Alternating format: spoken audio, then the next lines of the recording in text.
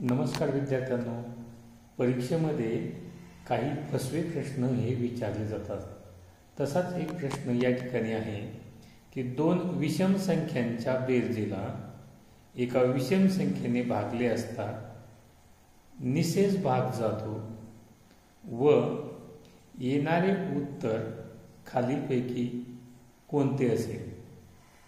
तर असे हे फसवे प्रश्न असतात।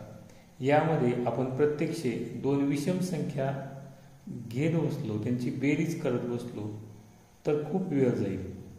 तर या ठिकाणी एक नियम लक्षात ठेवायचा की दोन विषम संख्यांची बेरीज केली असता त्या बेरजेला विषम संख्येने जर भागलं तर येणारे उत्तर हे समसंख्या असते। मग पर्यायामध्ये जर आपण पाहिलं तर चारही पर्यायामध्ये तीन पर्याय हे विषम संख्येचे आहेत आणि एकच पर्याय आहे तो म्हणजे तो समसंख्येचा आहे, पर्याय क्रमांक 4।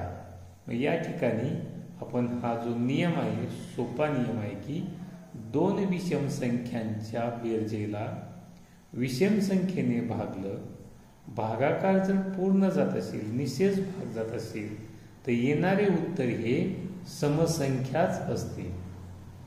धन्यवाद।